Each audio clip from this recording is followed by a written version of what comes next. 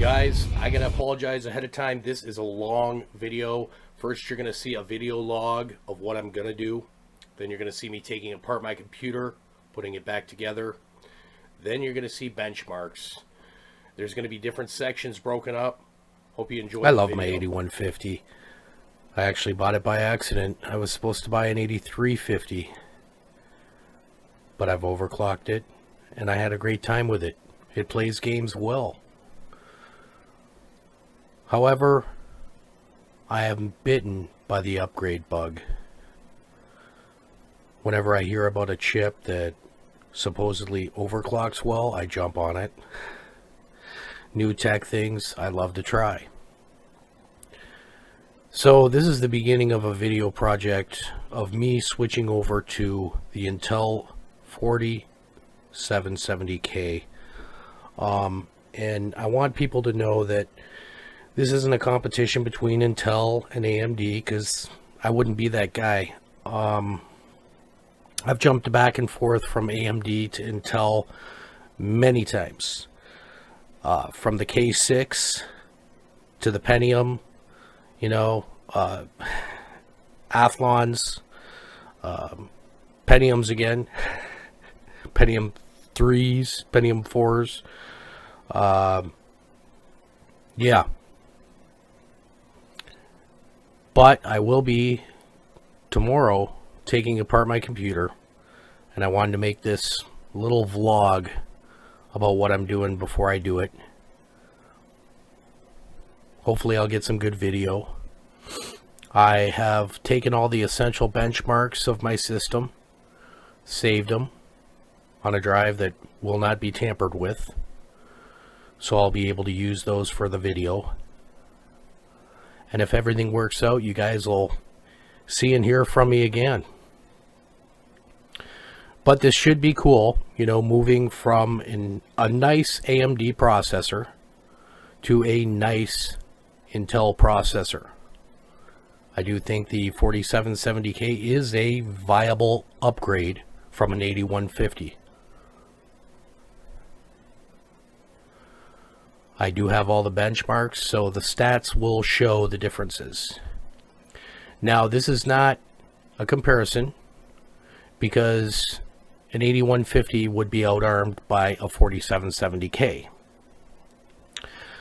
This is an upgrade, and that's all there is to it. I could have upgraded to AMD, but I chose not to for various reasons, which I will get into in the video.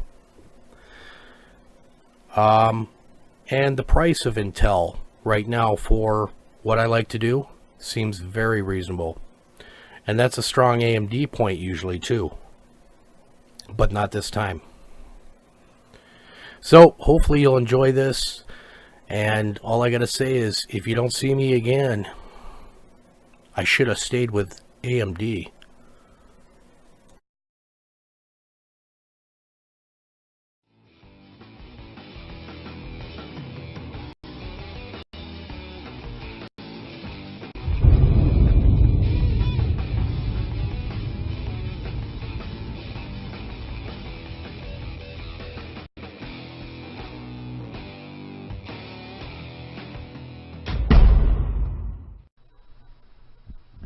What's up, guys? Package just came in the mail.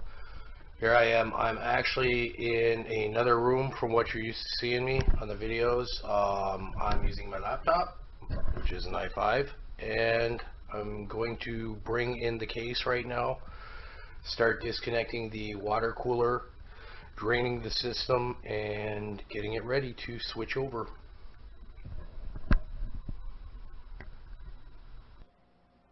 Yeah, okay, although no, I don't look. I look like shit. I was up till 7 o'clock in the morning.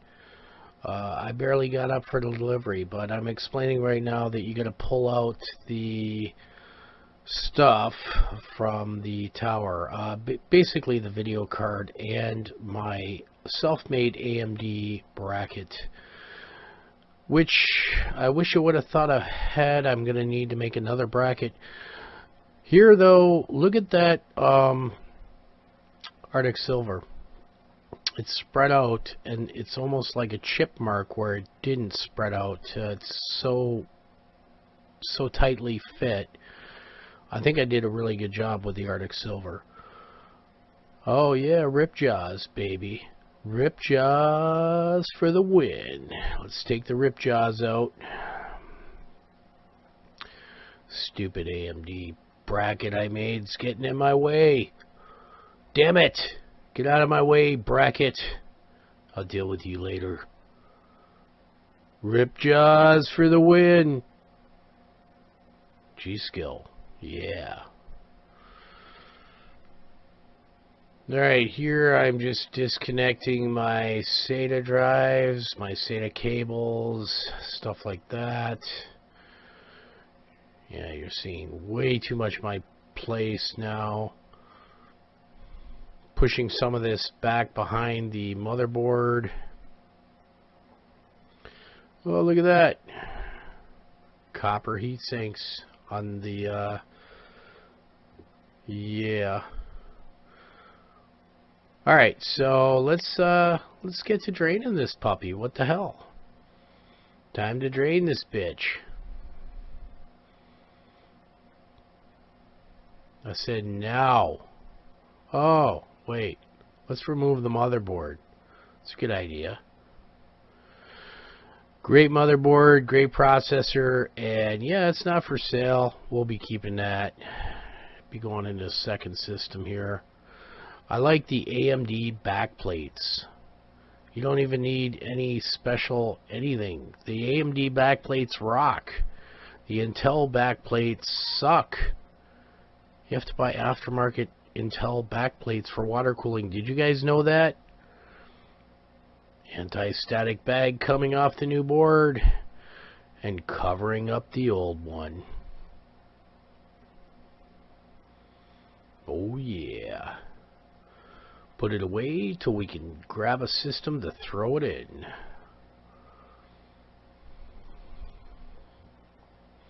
Alright. $100 budget board. Yeah, let's do this.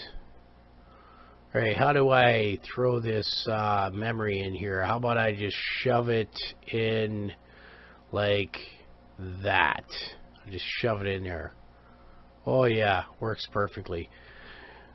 Color-coded, yeah, color-coded memory. Gotta love that. You can split up each bank. Just stick that sucker in there. Rip jaws. Rip jaws for the win. Yeah. Alright, let me cut this open. That's not a knife. Oh yes, it is. You're from Detroit. Alright, let's open up this processor. 4770K, I believe they call it.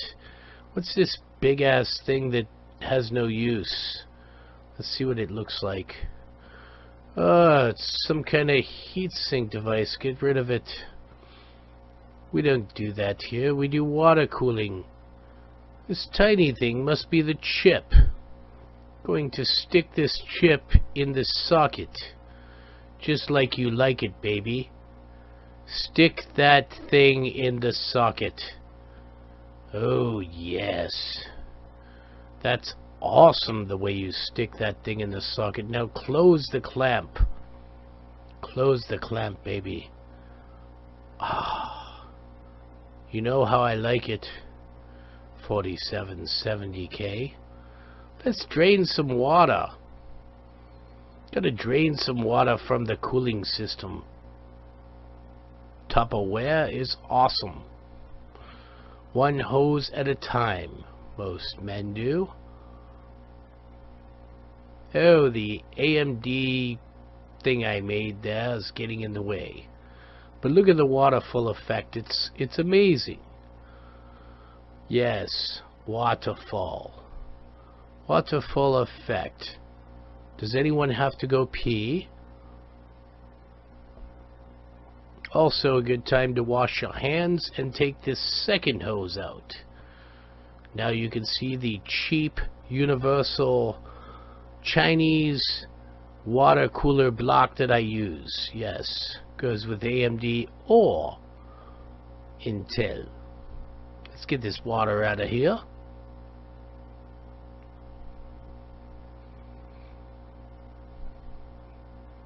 Hey, what's up, guys? Look, I can fabricate stuff. Oh, I forgot something. I was supposed to fabricate an Intel block. Oh, good thing I'm snappy with a roto zipper, because I just made a plexiglass fabricated water block holder for my CPU. Look at that. Yeah, cost me all about $2 or $3. Alright, that'll work. Be very, very tight fit. I like it tight. Alright, I'm going to stop the video right there. Real quick, you see me with these plexiglass brackets for water cooling. I've been water cooling since the millennium and overclocking. And we used to go to Future Mark, me and my little brother, and get into competitions. So I'm a very old school water cooler, and I still DIY a little bit of stuff. But what happened is, before you could not commercially buy water cooling products like you could now. So we used to actually fabricate our own water blocks out of copper, and then we'd make our own adapters. We'd also have a tower basically beside the actual PC that would be loaded up with ice and water and trans coolers and fans, because they didn't have radiators made for PCs that you could commercially buy. A lot's changed. It's a lot better, don't get me wrong. But these, I swear by, for tightness of fit compared to a lot of the products out there with adapters and stuff. Now, obviously water blocks have come a long way, so I'm not saying get yourself cheap Chinese water blocks at all. These $80 water blocks blow away the cheap $20 ones. But if you're gonna do it on a budget, one great way is don't buy the adapters, those little one-armed adapters that go across your water blocks. They suck. Plexiglass makes a very firm, tight, strong bond between the water block and the board. Now make sure that you have back brackets, you know, behind the CPU unit. The Intel comes with a really, really small one, and it doesn't have an aftermarket. You can buy aftermarket brackets. I was lucky enough that I actually had an aftermarket bracket for behind the CPU from one of my water cooling kits. So that made it easy for me to line up the holes, drill them real quick, and put the holes for the water block hoses in there and throw the puppy in. So that's just real quick. Back to the movie. Alright, so this is the way I spread my Arctic silver. After my last video, I learned that doing these cross things actually works pretty good. Now don't go too far. About less than halfway up the chip with the cross tends to be an amazing spread after you apply pressure. So let's throw a water cooling block on there, and my little homemade DIY bracket. Oh my god, she's looking like she's getting together. Let's put some water in that bitch. Water is good. Bubbles are good. Stop the movie again. Alright, bubbles are not good. I was joking around and overtired. Get the bubbles out is what I'm trying to say. I know some idiot out there, some dumb ass is going to say, bubbles? Bubbles are bad. No shit, dumbass. Anyways, bubble, bubble. Look at all the bubbles. Make sure you burp your system, folks. Gotta burp that system. Get that water bubbles all in the right spot. Look at that silver coil. Spent $5 for a silver coil that doesn't spin. I'm pretty pissed about that. Alright, let's see what we've done. More water. Keep adding water. Turn on the system, turn it off. That's how it works, folks.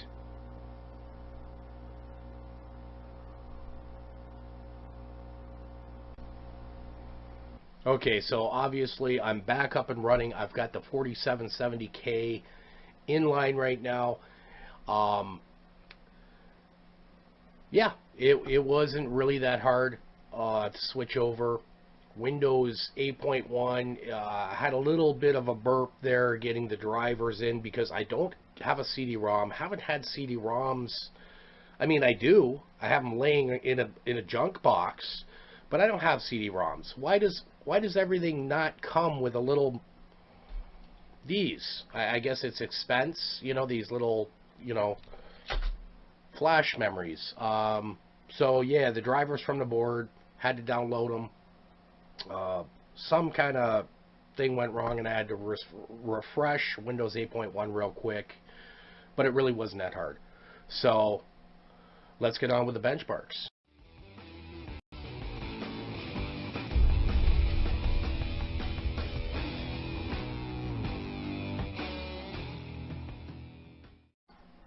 Benchmarks. Let's get on with the benchmarks. Alright, this is the 8150 overclocked to 4.1 gigahertz. You see it's 9572, a respectable score for what it is. And that's 3D Mark 11, by the way. This is a 4770K at 4 gigahertz. Same setup, 3D Mark 11, and you can see the score is much higher. 11,651. Just so you know, I know what some people are going to say. Right now I'm going to handle this. Stock at 3.5 gigahertz, totally stock, the Intel 4770K scored 105,000 plus and beat the 8150 overclocked. Next we'll be moving on to the Passmark scores. And remember, this is the same graphics card, overclocked the same way, same memory, same profile on the memory. The only difference is the chips and the board. They're both budget boards. There is about a $20 or $30 difference in price in the boards, but they're basically the cheapest boards you can get for Intel or AMD from MSI. They're both MSI boards. So really the only difference is a little bit of the overclock, because I had 4100, but that was a stable overclock on that board. Basically taking the board and doing just a little bit more than what it would do turbo, which is pretty much the same, maybe a little bit more with the Intel, because it's doing 4 gigs and I think it only does 3.9 turbo, but it's both stable overclocks. I know a lot of people are going to say, yeah, you can get a lot more out of an 8150 than 4.1. I could. I've gotten it up to 4.5, stable. But when I put the 650 in line, or a 680 in line, I couldn't get that anymore, and you'll see why. It's easily explained in these benchmarks. I'll explain it to you, but what's happening is that my CPU was not working as hard with the 560 GeForce as it does with the 680. And the 680, when I put it in line with the AMD, was actually capped, and it was pushing it harder. And so my overclock was not as stable anymore. We found that I could back down the GeForce 680 and get more of an overclock again on my CPU. But the physics and the CPU scores would be low on, you know, the other stuff. So I could get the same scores by switching with the AMD, but not both up high at the same time, with the video card overclocked, maxed out, and the CPU overclocked, maxed out. So it's pretty simple. When I put the 680 in line, it worked my CPU harder on the benchmarks and expected more, and it would fail. So I had to back it down, and it is what it is. This is the 8150 overclocked with the Passmark score of 2735. Yeah, and I kept finding that my GPU score was a little bit lower than what it should be. This is the 4770K overclocked to 4 gigs, And here you see my 680 is doing really well compared to other 680s. The 9590 would have been another choice for me to think about. Here at CPU Boss, it says it wouldn't have been the wisest choice. You can see the price there of each and the score. Next up, you'll see how they compare them, and price is always a factor at CPU Boss. Okay, so at the end of the day, what do we take away from this? Well, we obviously get that it's an upgrade to move to a 4770K from an 8150 AMD. Side notes, I do feel like the AMD 8150 was snappier at doing multiple things. I'm one of those guys that clicks real fast and wants everything to load up at once. I do feel like the 8150 did that snappier than the 4770K. Now for gaming, 4770K without a doubt. I will say, in Heaven Benchmark, I did benchmark them both. I don't have the scores. That's the one score I didn't save for the 8150, but I did do a video about it. So I didn't add it in here. Obviously, the 4770K beat the 8150 by a long shot. But when I was watching the actual video, it was smoother for the 8150. So, if anything, the 8150 is a great chip. The 4770K is a great chip. This whole 8 cores versus 4 cores thing is a little bit off, because those 8 cores are sharing cache. So they're theoretical physical cores. Okay, you got me, right? Because this is 4 cores with multi-threading on each core, so theoretical 8 cores. I'm more confused than ever, because they call the Intel 4 cores and they call the AMD 8150 8 cores. Just kidding, I totally understand the differences between the two chips. Alright guys, see you next time.